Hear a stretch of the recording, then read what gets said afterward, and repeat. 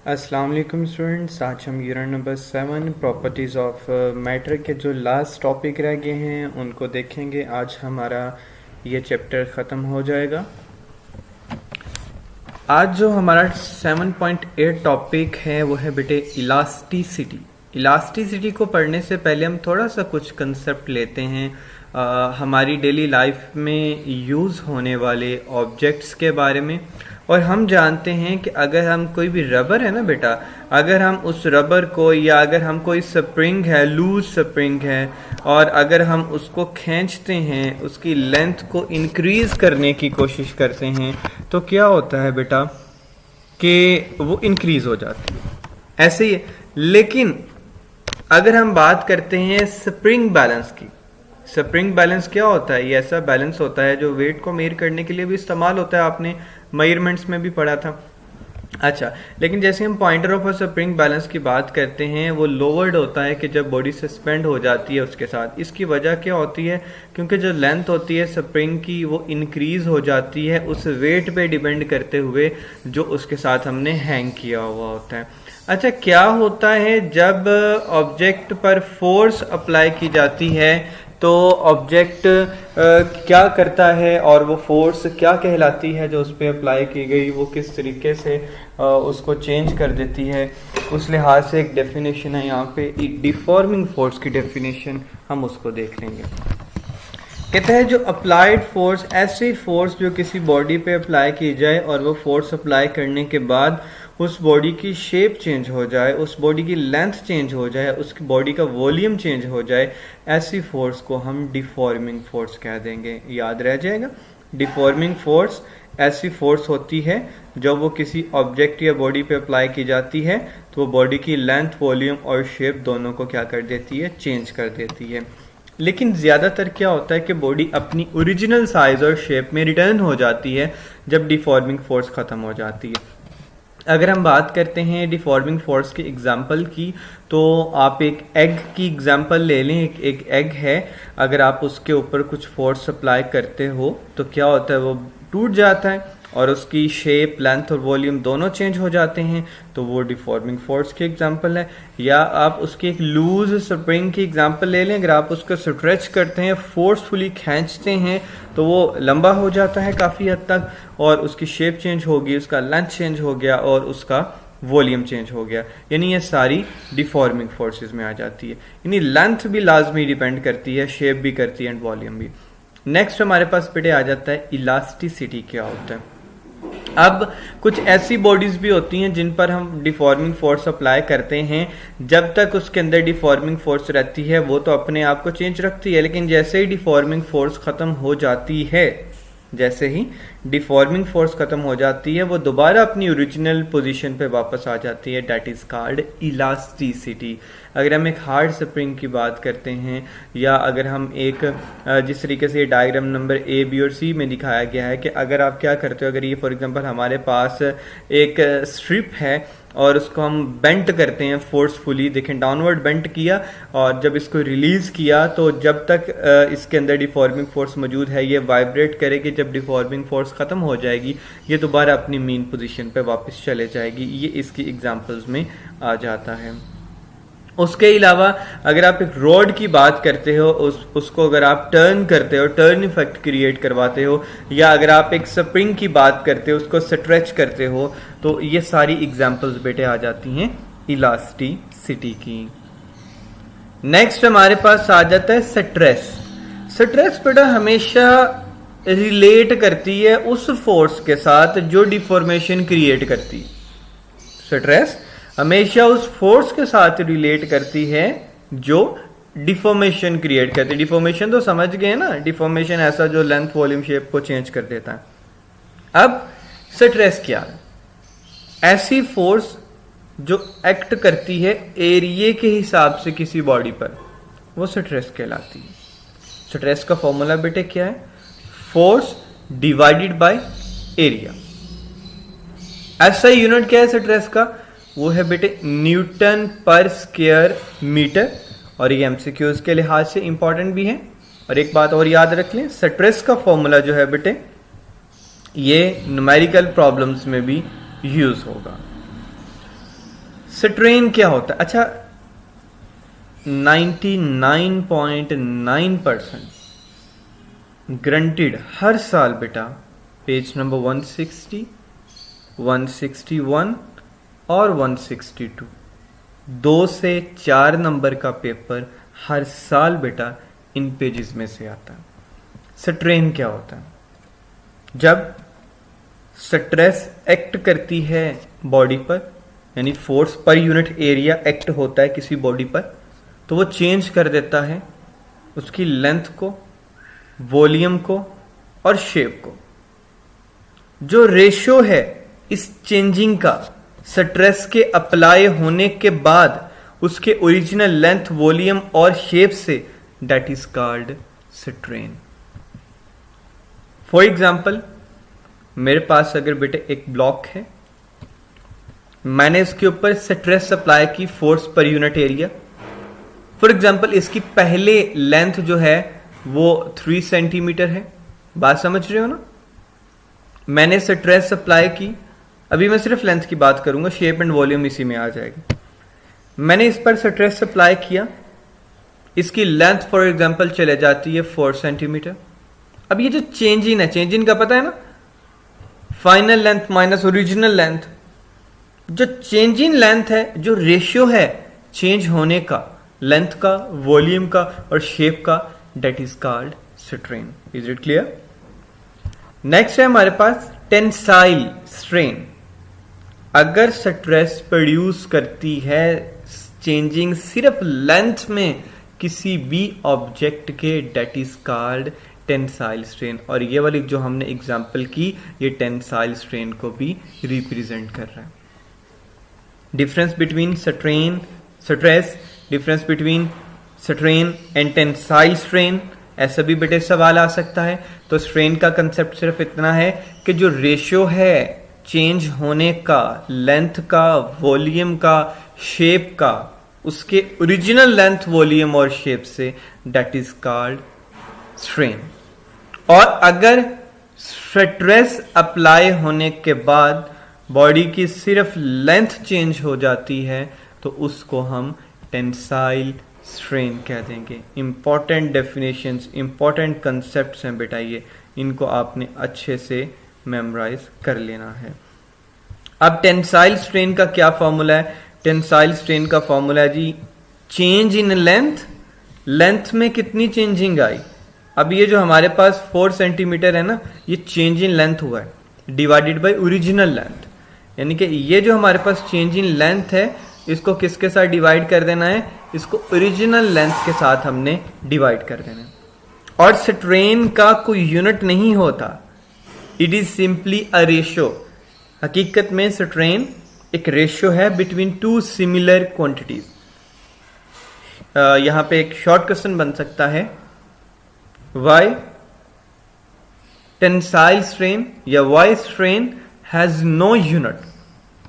Strain has no unit, strain का unit नहीं होता, ये सिंपली रेशियो होता है चेंज इन लेंथ का ओरिजिनल लेंथ के साथ, यानी यह डिफरेंट सिमिलर क्वांटिटीज के साथ। नेक्स्ट बेटा हमारे पास आ जाता है हुक्स लॉ।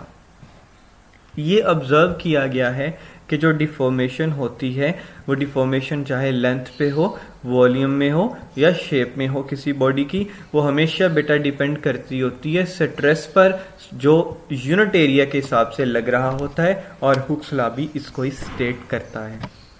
हुक्स लॉ क्या कहता है?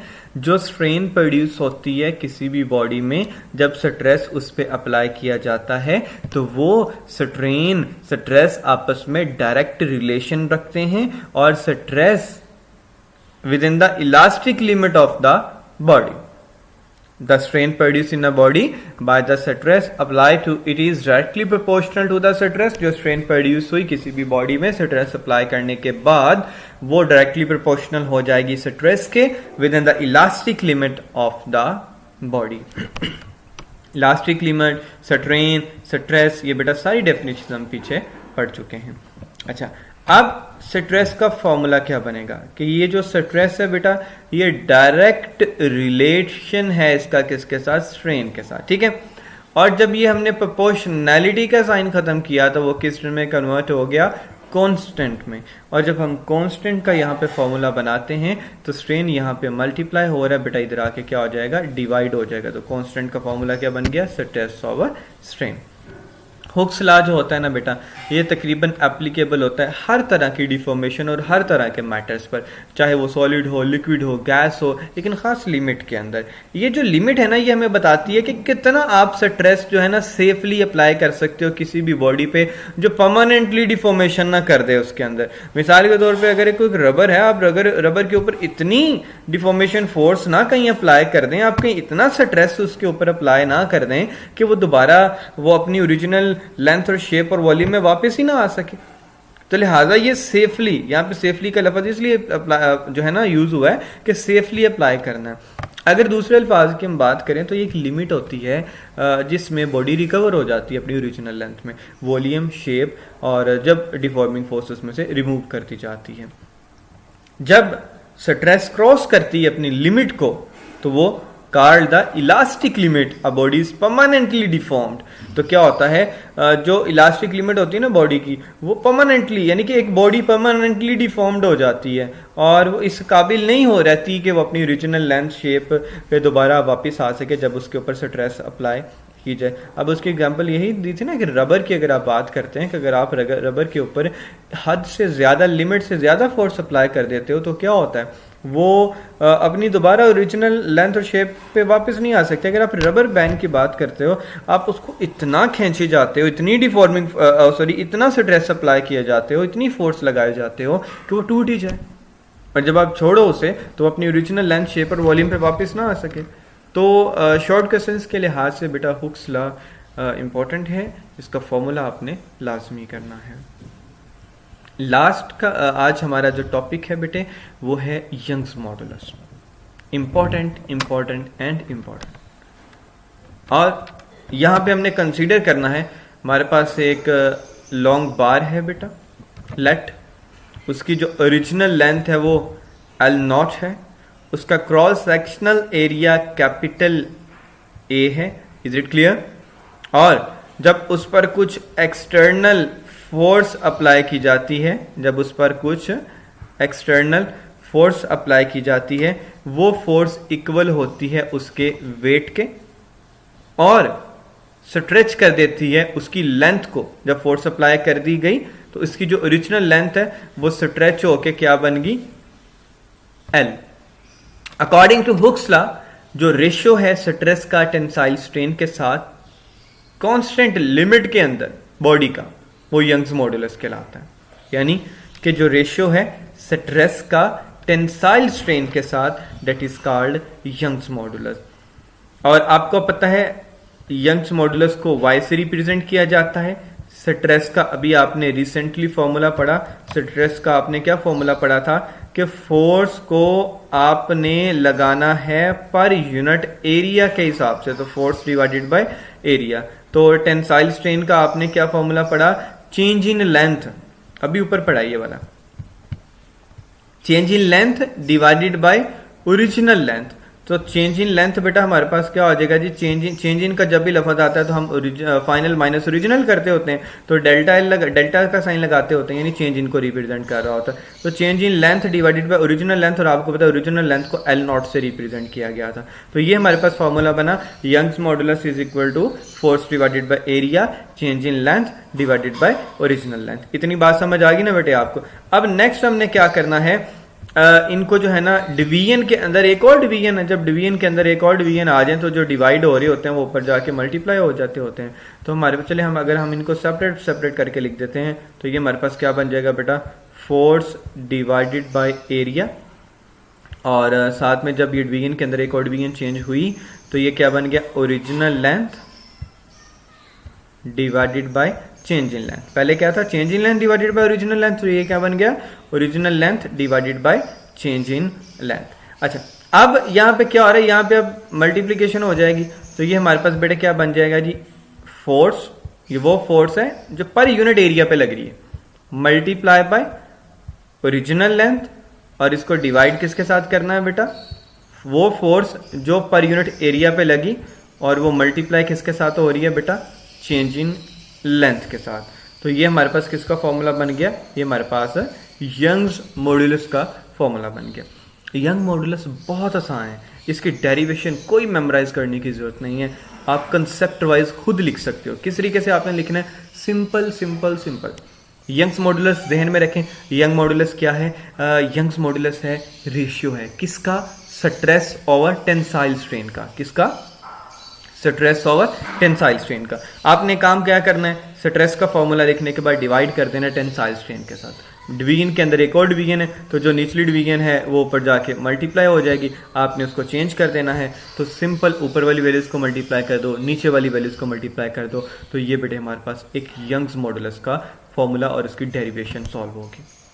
कोई ये रट्टा लगाने की जरूरत नहीं है, कंसेप्ट क्रिएट करें, अपना कंसेप्ट क्लियर हो जाएगा तो आप इसको खुद से डेरिवेशन को लिख सकते हो।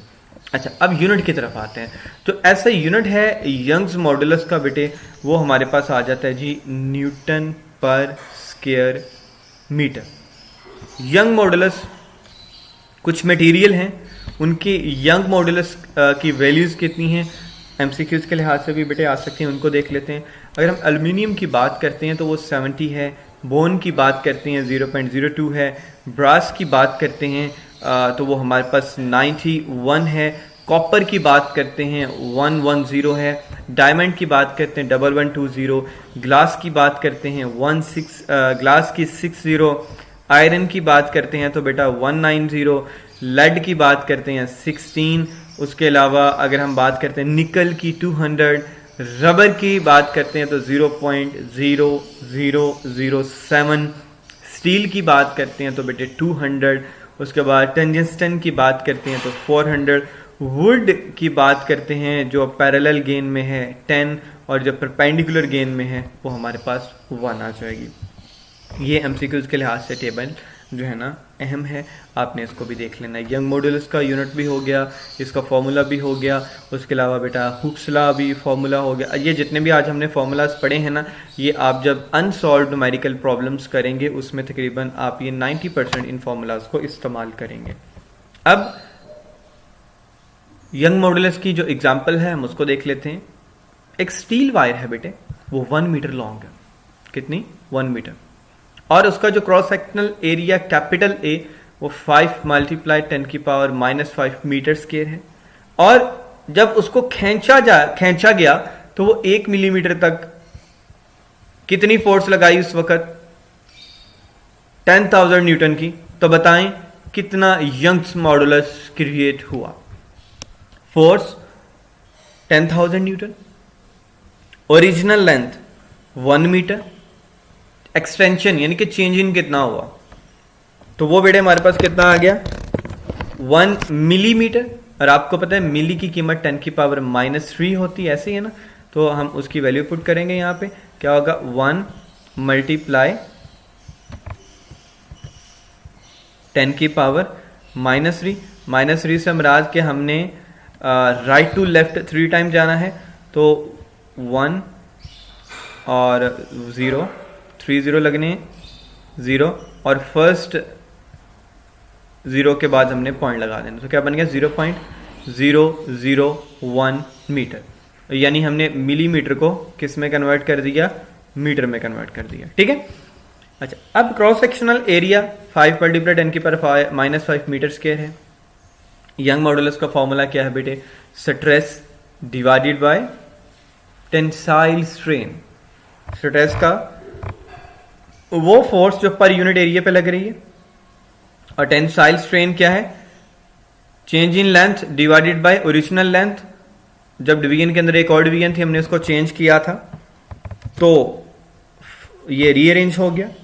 अब फोर्स कितनी है 10,000, ओरिजिनल लेंथ 1 मीटर, एरिया कितना है 5 × 10⁻⁻5 metre square, change in length जब हमने मिलीमीटर से मीटर में किया तो 0.01 मीटर, इनको मल्टीप्लाई एंड डिवाइड किया तो 2 × 10⁻11 न्यूटन मीटर पर स्क्वायर इसका आंसर आ गया। तो जो यंग्स मॉडुलस है स्टील का वो 2 × 10⁻11 न्यूटन मीटर पर स्क्वायर है। आज ये चैप्टर थ्योरेटिकली ख़त्म हो चुका है बेटे। कल इंशाल्लाह इसके एमसीक्यूज़ और कुछ एक्सरसाइज क्वेश्चंस को भी देखेंगे। होप सो ये सारी चीज़ें क्लियर होंगी। पेपर पॉइंट ऑफ व्यू के लिहाज से आज के जो लेक्चर था हमारा मोस्ट इम्पॉर्टेंट था। इसको आपने अच्छे से रिटन प्रैक्टिस के साथ मेमोराइज करना है। अल्लाह हाफिज़।